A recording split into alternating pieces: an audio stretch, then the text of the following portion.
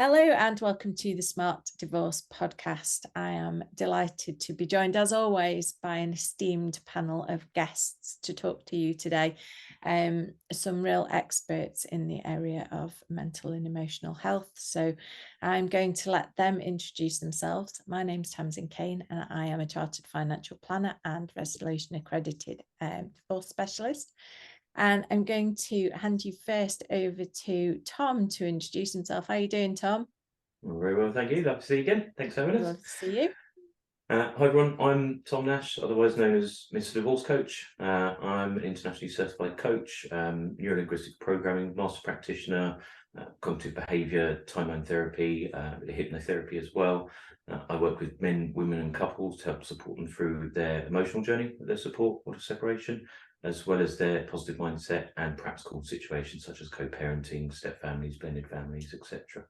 I also am a partner with one of our other guests, Sue, in a company called the Divorce Coaching Academy. We are the UK's only externally accredited diploma in divorce coach training. I'll let Sue tell you a little bit more about that in a minute. Fantastic. Thank you, Tom. And if you are listening to us on audio only, you might want to at some point nip over to YouTube to see Tom's fantastic yellow chair that he's sitting on today and he's quite famous for. So thank you, Tom. And next we have Sue Palmer Conn. Hi, Sue. How are you doing? I'm good. Yes, thank you. I'm Sue Palmer Conn, aka the Divorce Doctor. I'm a certified divorce coach, certified divorce specialist, certified discernment counsellor and chartered psychologist.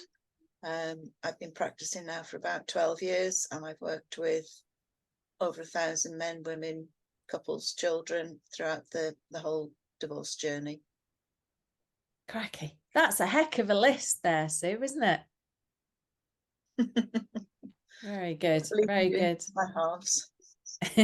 Fantastic. And last but absolutely not least, because her podcast episode, which was the first ever of the Smart Divorce podcast, is still number one in our charts of episodes. So I'm very delighted to welcome back again my good friend Susan Leigh. Susan, how are you doing?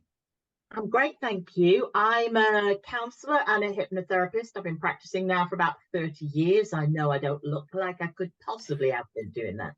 However, a lot of what I work with is the underpinning stuff. So it's like stress that percolates and contaminates and makes a mess of our relationships, our mental health, our coping strategies, our resilience.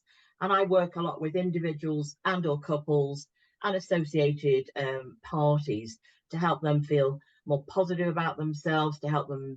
A lot of it is about perspective, helping them have a different perspective on things that are happening. Life's a journey, and hopefully we are able to appreciate there are lessons from everything that happens to us. So it's about working with that kind of approach and strategy with my clients. Thank you. Lovely. Thank you, Susan. And we were just talking before we came on to let you know that Susan is the celebrity amongst us at the moment, because she's been all over the BBC talking about her work, which is fantastic. And just so that you can go and check out that Susan really doesn't look like she's been in this for 30 years, you can nip onto the YouTube channel and check her out. So today we're going to be talking about how to mentally and emotionally navigate divorce. And of course, before you get to the divorce process, there's the deciding whether to leave or not. I guess that would be the first point at which you might be feeling emotions around this. Tom, what would you say that are going to be the sorts of things people are going through when they're kind of going through that decision-making process before they separate? Yeah, I'll try and keep it succinct because I could probably talk about just this one question for about 4 hours. But everybody's different, but a whole host of things. I know for me, when I was going through my pre-phase, let's say my decision phase, it's so many fears. So exactly what Susan's saying, stress, the anxieties, the stuff that's underpinning it all, the fears over that, you know, that your decision that you're potentially likely to make is going to start is actually going to hurt and impact a whole number of people, not just the immediate spouse, but children, or even if you don't have children, extended family, friends, etc. And again, just using own personal experience, I had a panic attack, which I thought was a heart attack. I collapsed at work through sheer stress, anxiety, lack of sleep, poor self-care, using other outlets negatively, drinking too much, etc., not looking after myself, and just all primarily or purely driven by fears, worries, concerns, that angst of all those what ifs. How could I go about this in the best way, but not having a clue where to start? And again, it's why myself and Sue are always kind of driving all those kind of alternative routes for the emotional and psychological support in terms of coaches, therapists, counsellors, hypnotherapists, etc. Because I didn't know that this existed when I was going through my own divorce and separation. Had I have known, I 100% would have used someone to help me get my head in the game and to really figure out what did I want, what did I want to do, how did I want to go about it, to help lessen all of that, because it was all just inside, and that mind-body connection come out in a way, in a shape and a form. And like I say, for me, it meant that I collapsed and had a panic attack because I just didn't know how to process things, where to process them, and how to figure out what and how to go about it. Yeah, absolutely. And so those feelings can sometimes make us question whether we're doing the right thing or not. And there is professional support out there, isn't there? How would a divorce coach add to this situation? How would they be able to help?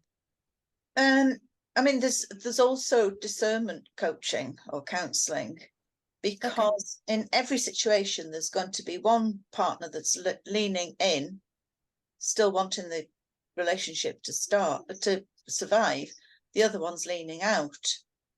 And in my case, I was the leaning in partner, although I actually instigated the divorce, but my ex had an affair, so he was already halfway out. But in most cases, people try, think, well, I've got to go to marriage guidance counselling. And the problem is, if one person is already halfway out of that relationship, no matter how much you spend, how many hours you spend in guidance, it's not going to work. And that's where discernment comes in, is helping people to make a more informed decision about what is the right path.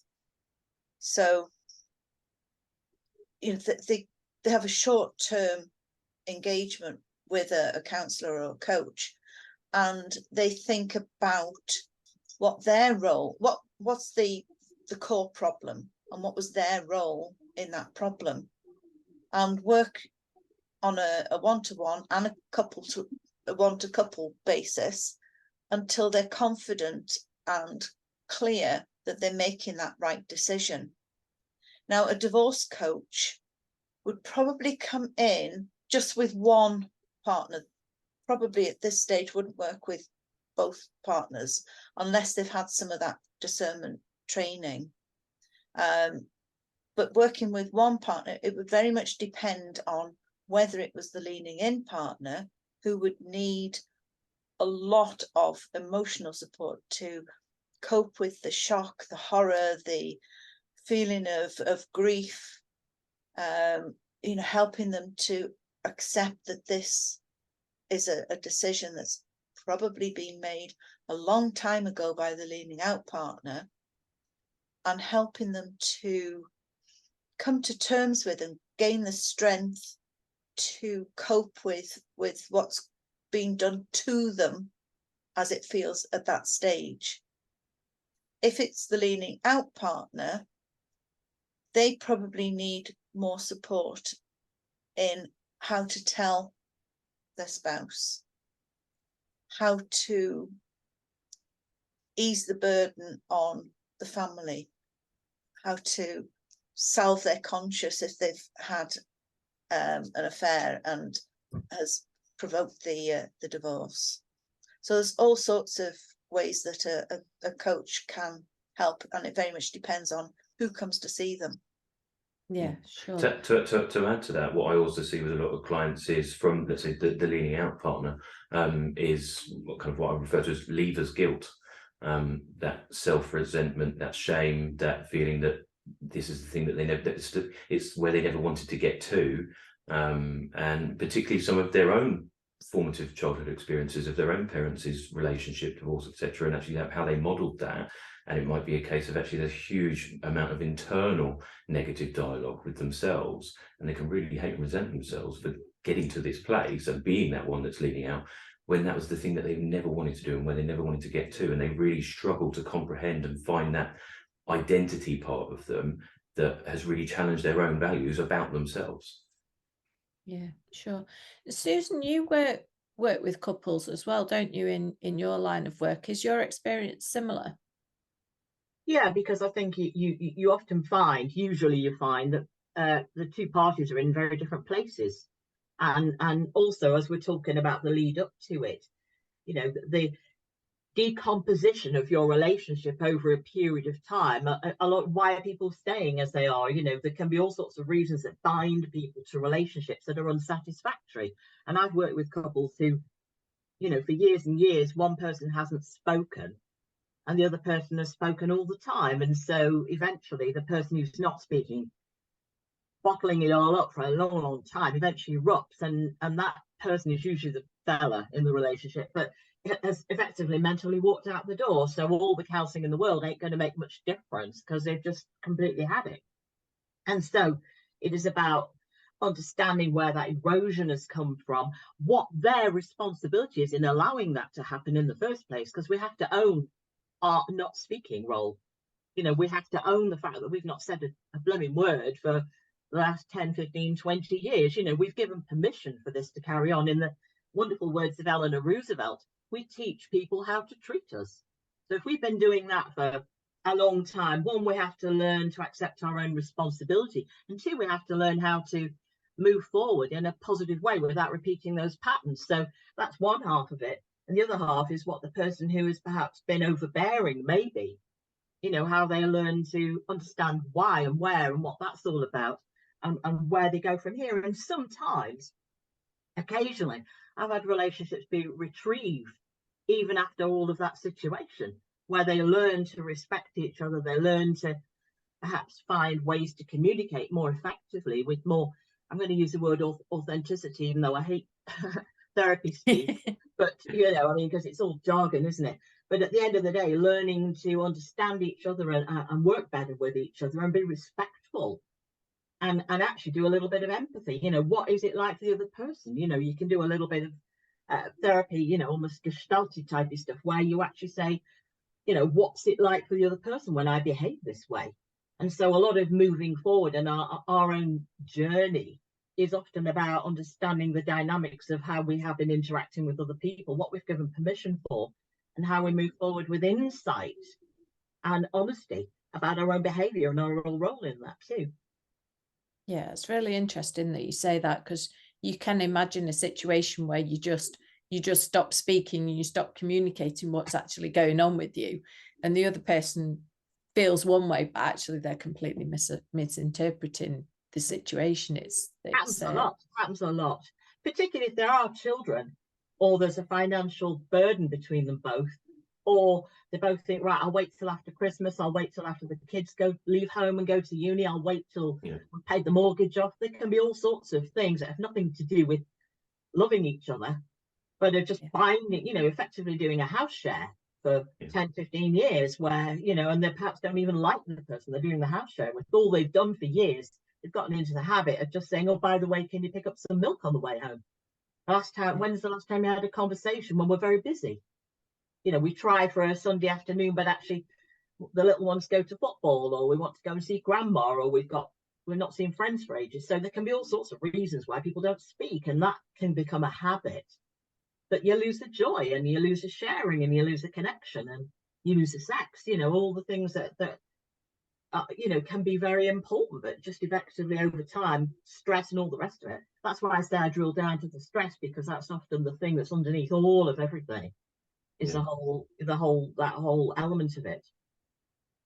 Wow. I do think we probably could have had a whole episode talking about just this one subject. And I think we probably should have an episode at some point talking about waiting until the children have left home. That's one for my list, Susan. That's certainly something we can talk about. What about, let's move on slightly, because otherwise I feel we are just going to talk about this one thing. What about once the decision's been made, either been made for us or been made by us? What kind of emotional journey are we going to be on there? Sue, do you want to start that one off for us? Again, it will depend on whether you are the lever or the left, but I think a lot of it comes down to, what's the future going to be like? Am I going to be on my own forever? Can I afford to live like this? What's going to happen to the children? What's going to happen? Will I still see the in-laws because they've been the babysitters, etc.? So there's a whole raft. And again, as Susan says, it comes down to underlying stress and strain and fear. A lot of it is fear of the unknown, fear of the future. And it's helping people to understand their emotions and to do a lot of this, perspective taking, looking at it from everybody's point of view, especially if they are the lever, asking them to put themselves in the other person's chair and to develop a bit more empathy. That's always a difficult one, getting people who are not naturally empathetic to think about the other person and to be a bit more understanding. And then if it's the person that's being left, it's helping them to not bury the negative feelings, but to understand where they're coming from and to try and reframe them, looking for the more positive sides. Always difficult in this sort of situation, as you can imagine. Yeah, absolutely. I think you're totally right. Susan, you mentioned before about people being in very different places, before we go into the divorce, and it's important to deal with that kind of imbalance before you start making decisions, isn't it? What ways would you help an individual to move forward and to start dealing with these emotional issues that they've got? I'd probably say take your time. Don't make any hasty decisions, allow yourself to, in inverted commas, heal a bit, listen to your friends, allow them to be supportive, but don't allow them to make decisions for you. Absolutely. So, the great thing with friends is they can have lots of opinions, and you should do this, and the bastard, I would do this or that or the other. And, the truth is, at the end of the day, often they would not do the same thing that they're suggesting you do if they were in the same situation. So it's allowing your friends to be supportive, but then saying, thank you, I'll think about it. That's really helpful. And then just go away and mull it over and decide what's right for you. Also, I think allowing yourself to perhaps, again, not rush into burning all the clothes or selling the house or racing off to go and live in Cornwall or somewhere. The truth is, maybe doing a house share, maybe, with other people in a similar situation, or staying with family for a little while, just so that they can do the washing up and cook your meals and run a bath for you and make sure you're looking after yourself. So not allowing yourself to be rushed or feeling you ought to because somebody else sorted it all out in a fortnight. So I think taking your time, investing in good self-care, going for walks. If you want to be on your own, try and be on your own, allowing. And also, I think a biggie in the mix is if you've got kids, do not overshare. Don't overshare. Your kids don't need to know he or she did this or that or the other. Their relationship with their parents is very different than your relationship with your ex. So it's keeping things appropriate when you're sharing and talking with kids, and also keeping things appropriate when you're talking with your friends. Because if you infect your friends with all your ex's negative points, if there comes a point where you're trying to not necessarily reconcile, but have a decent relationship with your ex, because you did love each other once, don't forget.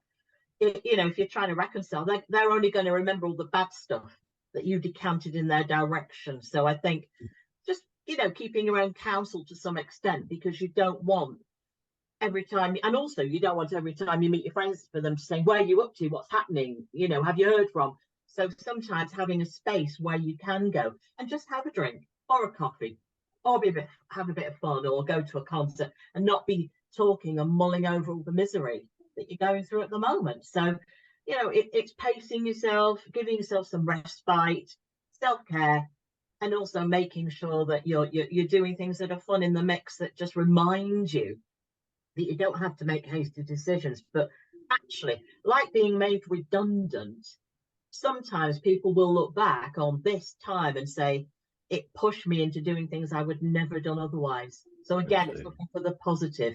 You know, would you like to retrain in a career? Would you like to do some volunteer work? Do you want to start your own business? Do you want to maybe move away?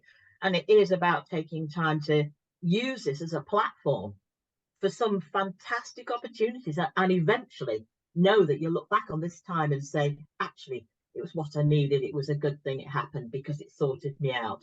And can't always understand that today, but 2, 3, 4, 5 years down the line, you may well do so. That's such a good point, because it is the closing of one chapter, but in a positive way, it's the opening of a new chapter, isn't it? And if you look at it like that, definitely it can be. It definitely can be. Yeah, it can, you know, it can be really, really hard to see it that way when you're in the midst of it and when it's just happening, especially if you're the one on the receiving end. But, you know, I think majority of people that I speak to have come out of the other side of divorce, and perhaps they're a couple of years on from it. Perhaps it's not an immediate thing, but certainly have kind of designed themselves a new life. If you're seeing your ex moving on with somebody else, you know, you've been left for somebody else, that can be really difficult. And I've certainly had clients who say it would have been easier. I would have preferred it if he or she would have died, because being made a widow or a widower, you know, yes, you're grieving, but you've got the body and it's gone, and you can actually start again, and it's a clearer finish. So even though they don't wish somebody dead, it is sometimes easier if you're going through the grieving process, because the grieving process is the same, whatever the ending is, whether it is redundancy or health or divorce or death or whatever it is, it's still a grieving process. And people have to learn to come to terms with all those different stages. It's a cyclical thing, but they go through all the different stages and come out the other side hopefully well. I always find that with the grief cycle as well, it's sometimes not necessarily about the acceptance of the end of that relationship. It's actually the last stage for most people is actually the ability to find their version of a disconnection from that other person, from that party as well. That's a kind of the acceptance part of not just about the relationship being ended, but actually how they're disconnecting from it. Because a lot of people can actually find that understanding of acceptance of why the relationship has ended quite early on. Indeed, as you say, if it has been, let's say, an affair, for example, Susan.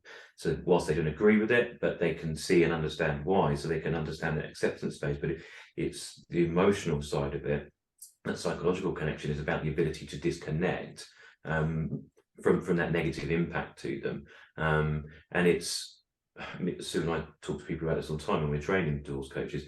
It's less formulaic as the traditional cycle. It's more of a wave, and we're flowing between passive and active responses and emotions, and what's going on, that shock or shutdown and etc., or that explosion and that outburst, and it's that wave petering down. And like Susan said, there is time being a great healer, but it's also not just the healer, it's the opportunity for what we're all talking about, self-reflection, time to pause, look at yourself, look at everything in a wider sphere, look at opportunity, be challenged. That's one of the things that I love about coaching, as well as a lot of my clients. It's helping them to stop them creating their own obstacles. Like, what part are you playing this that's actually triggering and causing other negative experiences that ultimately come back, cause and effect back to you? So actually, what are you doing? What part are you playing in this? It's actually amplifying some of the situation for you. Yeah, absolutely. We often see people, and I'm just returning to one of Susan's earlier points about taking your time. This is not a race. You don't have to race to get divorced. And we often see people, you know, the day after they've been left or somebody's moved out, right, quick race to see a lawyer, and then they get into this wheel of things progressing much more quickly than perhaps they want to, and actually taking time to sort out their mental and emotional strain can be really useful. I know that's something that with feeling in control, isn't it?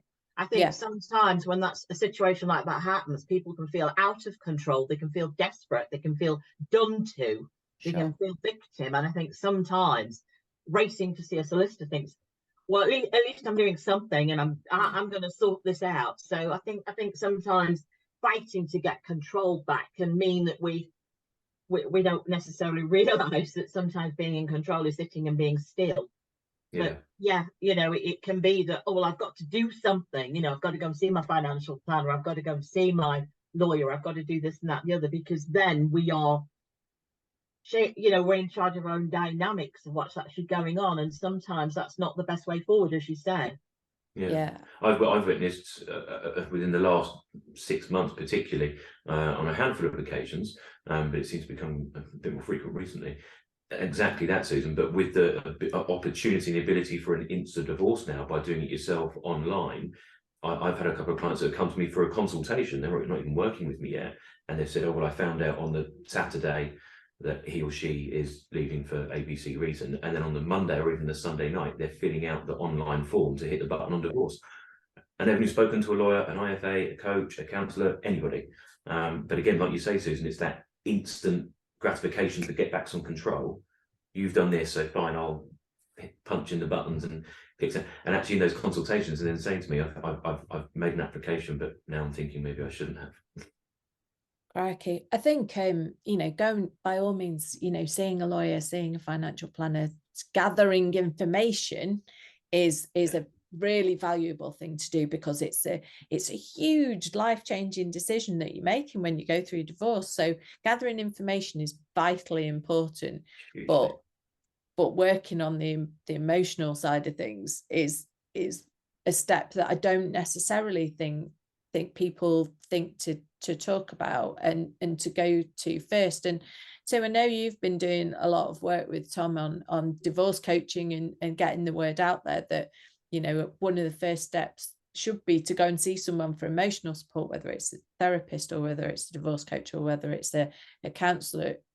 How do we spread the word more so that this is somewhere that is almost an automatic process, like going to see a lawyer and gathering that information? Oh gosh, if we knew that. It's a unicorn outside. That's right. But you're right, people do need to think about getting the emotional support, because until they understand their emotions and where they're coming from and what they're doing and why they're there, they're not going to be able to make rational decisions. They're just going to be working from the emotional part of the brain and not engaging the logical part. So they're not going to ask the right questions. They're not going to be able to see the alternative routes through. They want to get back at whoever's hurt them, and all they're doing is hurting themselves and making it much more difficult. So working with a coach, with a counsellor, with a therapist of any sort, helping them to understand their emotions and to re-engage. We talk about, when we're talking about emotions with the students, we talk about flipping the lid. So disengaging the upper part of their brain and just working from the lower part of their brain. And what a coach or a therapist will do is help that re-engagement of the upper part of their brain so that they can be logical, so that they can listen to what the legal and the financial advisors are giving them, telling them, and how to make the best choices. But if they're still in that emotional fight, flight, and all the rest of it, they're not going to make the right decisions at the right time. And the long-term implications of making wrong decisions can be horrific. Yeah, so absolutely. Working with a coach, a therapist, to help them to understand, if not control, their emotions, because even a negative emotion can be used in a positive way. Yeah. As long as, you know, you're not sort of working from a place of anger and trying to get back. Anger is there for a purpose. Let's channel it in a positive way. Yeah, absolutely. Susan, this is an area that I've heard you speak on many times, which is why I'm going to come to you for this. Is the self-care.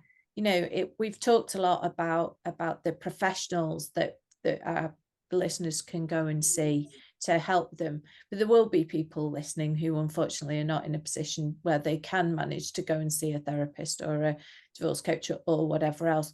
What things can people do individually to look after themselves, to move through this process if they're not in a position to engage a professional to help them? Well, I think there are things that we can stop and think about. So I think we can start saying, okay, I'm going to use this as a time to invest in myself.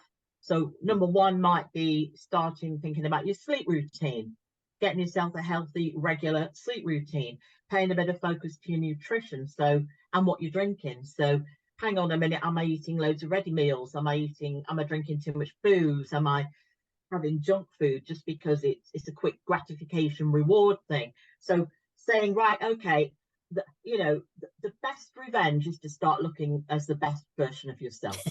So you get toned up, you feel good, you know, if you're a girl, you put a bit of lippy on, if you're a guy, you've had a shave or whatever it might be, you've got good hygiene, you're sleeping well, you're feeling good about yourself. That is a fabulous way of getting revenge, because then you have a meeting with your ex and the ex goes, wow, what the heck have I done? You know, and you go, bye, baby, it's far too late. I'm moving on. So that can be wonderful. I think also there's lots of stuff online. I mean, I know I've got 1,500 articles on the web, you know, about all sorts of different things, from, you know, looking after yourself, you know, all the things we're talking about today, you know, arguing constructively, whatever it might be that you want, you know, communication skills, all sorts of stuff. There's loads of information out there. We wrote the book, one of our groups, you know, with Tamsin and a financial planner, as a you know, and a mortgage advisor and a couple of lawyers, and me doing the self-care. We've written a book, $12.99, Your Divorce Handbook. It's what you do next that counts. But there's lots of options out there that different people have contributed to. So, you know, again, as I said before, linking in with your friends. If all my friends are married, they're not available. Well, they're going to be available for a couple of hours, perhaps one morning for a coffee, or for a bit of a walk in an evening, or borrow somebody's dog and go out and take the dog for a 2-hour walk.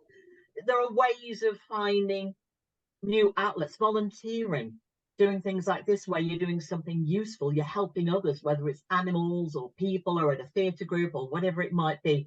You're doing something that other people are going to really value and appreciate. That can make us feel good about ourselves again. A little part-time job, perhaps, where you have to get up at a certain time, people are relying on you to be there, you have to have a bit of a wash, you have to look a bit tidy, you know, and so those things can be the discipline that we perhaps can't find within ourselves, but the situation that we put ourselves in propels us to have to introduce those things to get us on track. These are all things that can make us start feeling human and valuable and worthwhile and positive and attractive again, and that's helping to build that resilience and that bounce back ability. And I think those things are useful things to do that don't cost any money, and they actually help you earn a bit in the same time and teach you some new skills while you're at it. Absolutely. I quite like the idea of the fake it till you make it, you know, put a bit of lippy on, put some decent clothes on, even if you're not feeling like it. It can just, if you project that out, the responses you get back in can really make a difference, can't they? Yeah. You put out a glum face, that's what people pick up, and that's what you get back. You put out a smile, they're free, and actually smiles are contagious. So they're free and they're contagious. Why not give a few away? So you were going to say another way of fake it till you make it is to find a perfume or an aftershave that you remember from a happy place. And smell is the thing that evokes the strongest memories. So if you've got, you know, perfume from a time when you were really happy, put it on. It'll take you right back there. That's it. That's an excellent piece of advice as well. I'm aware that we are, I don't know where time goes when we do these recordings, but we are coming towards the end, and I just want to give each of you the chance to just have a couple of minutes to just say anything that you'd like to add to what we've said so far. So I'm going to come to you first, Tom, if I may. Yeah, cool. If we kind of recap on what we've all been saying about taking time and all these different things, and as Susan was saying, there's a lot of resources out there. So go and look at what's going to work for you, because for some people that's meditation, for some people it's journaling, for some people it's the people they're surrounding themselves with. And again, as we said about those friends and family surround ourselves with, if there are people that are within your network who have had a positive outcome from a relationship breakdown, go and talk to them. Go and model positivity. If you were starting a business, you wouldn't model someone who keeps failing businesses. You would go and look at someone who's had some successes. You still want to learn from some of those failures, that feedback, but you still want to go and ask those people, right, how did you do it? What did you do? What worked? What do I need to be prepared for? So again, it's finding the things that work for you. I think within also that pausing for a moment and taking your time, like we say, it's a marathon, not a sprint, is thinking about how you process things yourself as well. So some of the times when I'm working with clients is, if they're getting negative thought patterns as well, is what can we actually do to shift that? We can't stop negative thoughts no more than we can stop positive thoughts. At the end of the day, they're thoughts. They come to us constantly, like it's changing like the weather all the time. So it's about what we do with them. And those thoughts evoke feelings. And then the feelings, so it's thought plus feeling, evokes a behavior, and a particularly emotionally triggered behavior. So if we can look at, and that's exactly what Susan's really saying, is we can look at changing some of those actionable behaviors to feel better, that fake it to make it, we can start to shift some of those thoughts to improve some of our feelings. And again, it's about creating a more positive repetitive recycle, as opposed to perpetuating the negative one. Exactly what you were saying a minute ago, Susan. I was having a bit of an analogy thought around, it's a bit like if you've had a really great night out, but you've got a bit of a hangover the next day. If you stay on the sofa all day feeling sorry for yourself, and I'm human, everybody's done it, we're still going to feel pretty crappy like by midday and the rest of the afternoon the next day. Actually, if we get up and do something and go for a run and sweat it out and work through it, and again, fake it, really make it, we can really, for an actionable behavior, we can really start to shift things. Great advice. Sue, can I come to you next, please? Anything to add to what we've said so far? Yeah, I mean, there's, for people that can't afford to go to coaching and counselling, there's lots and lots of support networks. There's a thing called the Divorce Club that meet all over the country, and a lot of our DCA graduates are starting what we're calling divorce networks, where you can meet up for an hour or two and just walk and talk with coaches, with lawyers, with financial advisors, with therapists, with PT instructors, and just walk and ask questions, and just the active, being active in physical can help with the mental as well. And you're going to make some friends, you're going to have free help. So, for the one that I'm doing, we walk for an hour, we go for a cup of tea, cup of coffee, and then we walk back to the starting place, and that's free. All it is the price of a cup of coffee, and that it really is helping. That sounds magic. I quite fancy that myself, and I'm 5 years through the end of my divorce. Susan, anything you'd like to add? Yeah, I think initially, when the actual process actually starts, when you've been through and you realize you are getting divorced, I think sometimes it is about being gentle with yourself too, and accepting that there are going to be days when you want to stay in bed, and there are going to be days when you're going to cry, or certain things, a tune on the radio, a certain place, somebody saying a phrase. These are going to be emotive, they're going to trigger you. You may well find that you thought you were doing fine, and then all of a sudden you collapse like a ton of bricks. And I think, again, being gentle with yourself and saying, hang on a minute, it's okay, tomorrow's another day, I'm going to wash my face and start again. And I think that is about also accepting that it is a a time that you're going through that is the end of all the dreams that you had. Nobody gets married thinking they're going to get divorced. So all that wonderful razzmatazz, the life you built, the home you built, you know, you've just spent an hour arguing about who's going to keep the book collection or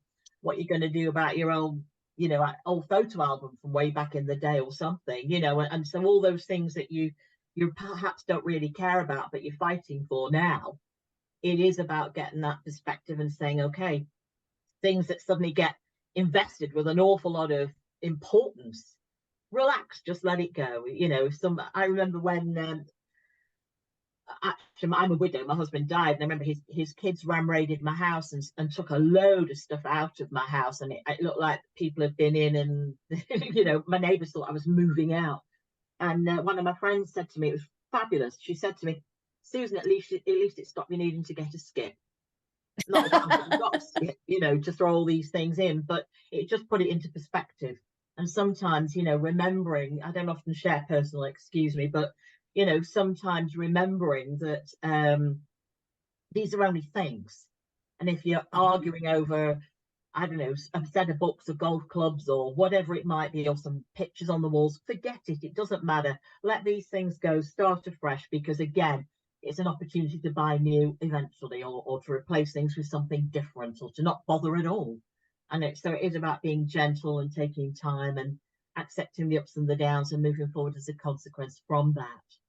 Yeah, that's brilliant advice. It's one of the things that there's a family lawyer that I know, Chris Longbottom, who regularly, you know, when his clients are writing lists of all the things they want from the house, it's like, you know, are you going to be bothered about your Westlife CDs in, you know, 5 years time?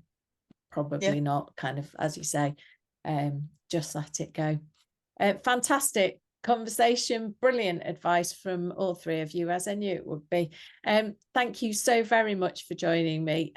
Don't forget our Facebook page. Don't forget our Facebook page. Absolutely. We have a Facebook group, which is called, I'm going to forget what it's called, Separation, Divorce and Dissolution UK, if you do want to join up and get some free information if anybody out there is looking for that. It's a lovely community where you can get some help and support. Thank you all for joining me. Fantastic to see you all. Thank you for listening, and we look forward to seeing you again in our next episode. If you do want to contact any of our guests, their details will be in our show notes from today, and we'll see you again soon.